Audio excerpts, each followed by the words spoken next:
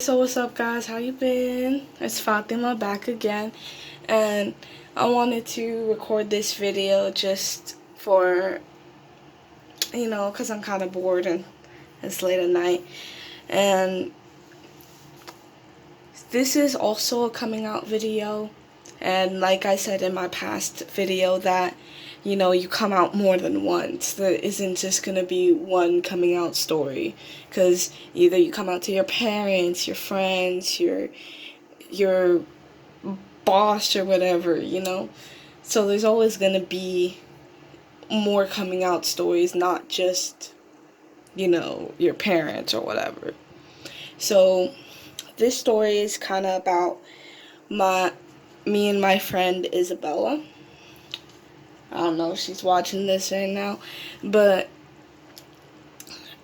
basically when I was in middle school, this was actually before I came out to my mom, and I had this friend Isabella. We were friends for 3 years in middle school, from 6th grade to 8th grade, and things were kind of like complicated because sometimes we'd be friends and other times we wouldn't, because she had this one friend who kind of was very possessive of her and wouldn't like her to be friends with anybody else, or would just get jealous, so sometimes we wouldn't talk.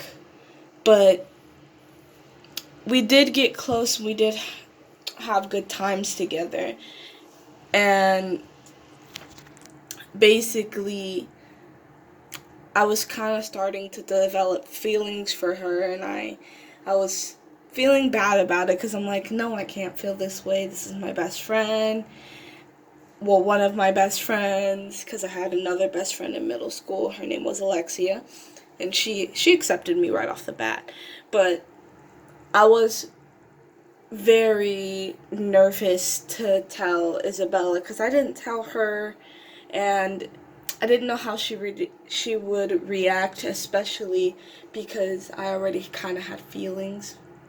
And, it was just a very, very awkward situation for me. And I was in middle school, kind of haven't fully developed mentally, physically, things like that.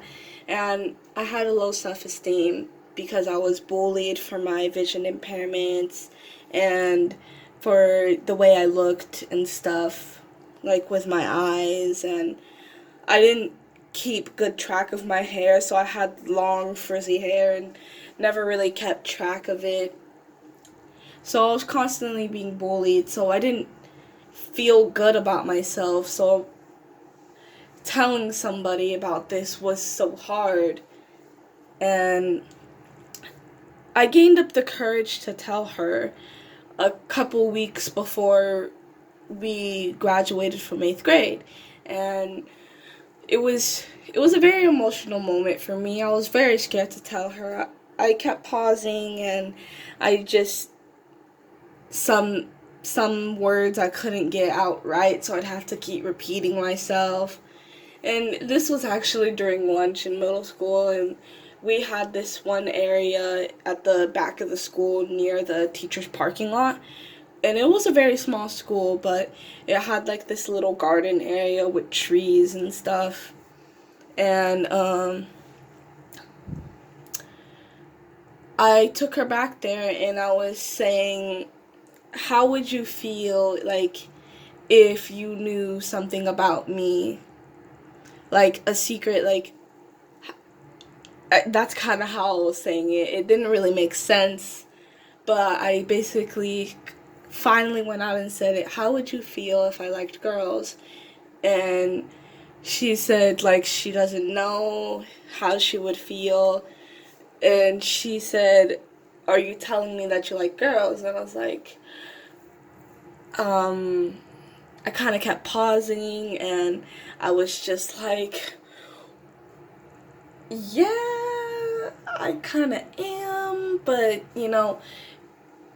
I just didn't know how she was going to react. So she kind of gave me a look, but she didn't say anything.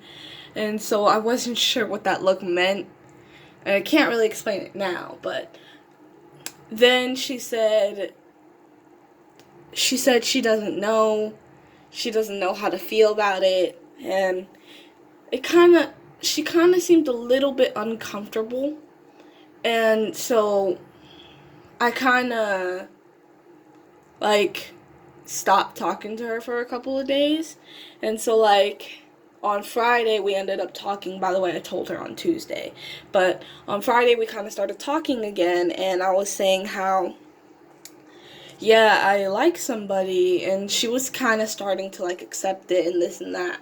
And so I said I kind of have a crush on these two people, and I knew she'd feel uncomfortable about it, but I kind of had to tell her. So, well, I felt the urge to tell her. I didn't have to, but So I said one of the people that I have a crush on is you, and it was a very scary moment for me. Like my heart was racing. I was like, I thought I was gonna pass out, and she kind of stayed quiet for a bit, and then she kind of just stood up and walked away, and we stopped talking.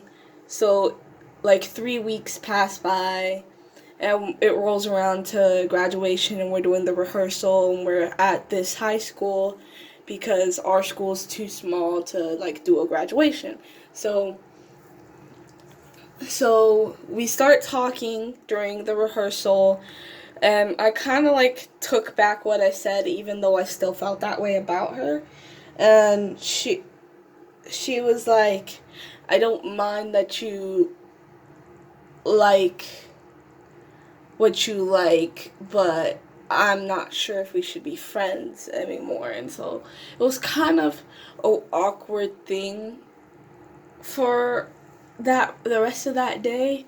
But then my friend Alexia went to go talk to her, and then like we had a talk the next day at rehearsal for the graduation, and she's like, Alexia, talk to me, and I'm trying to be a little bit more open.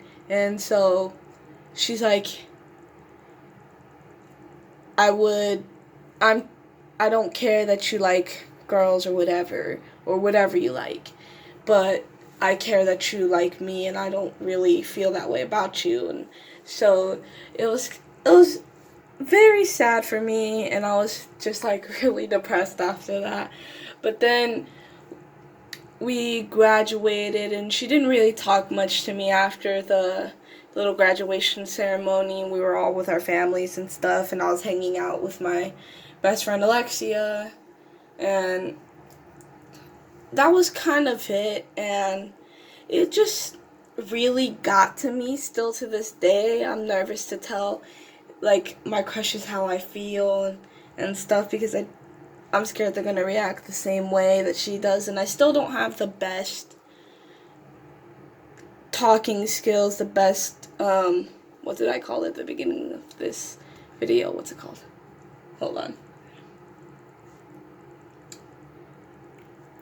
I forgot what it's called, but because I was bullied for all of elementary and all of middle school and my freshman year of high school, and now I'm a senior, so in total I've only had 3 years that I haven't been bullied.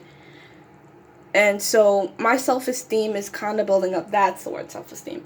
But it's kind of building up now, and I'm kind of being a little bit more open with how I feel, and open with telling people about me and stuff. And I just haven't got to that part where I tell like the girls that I like them, but I'm getting to that part where I'm comfortable with saying that, oh, I'm a part of the LGBTQ. And I'm also getting comfortable with saying, oh, I'm visually impaired or blind, as other people say. But because I wasn't very comfortable with saying that in the past. I didn't like to say it, and sometimes, some days, I really don't like to say it at all, because some days it gets to me, because even though I'm not bullied in school anymore, there's always things outside of school that happen, but that's for another video. And so basically, that was my coming out story to my friend Isabella. If you want to see one on my friend Alexia, I can show you that, record a video for that one. And this is in my bathroom because this is kind of late at night and I didn't really have any places to record. And I'm recording on my phone, so my sister's sleeping in my room, so I'm just kind of needed a quiet place to record. But I hope this video shows you something. Even though I was scared to tell her, I did tell her how I felt. And you shouldn't be scared to be who you are, because you are who you are and nothing should change that. People shouldn't make you change that.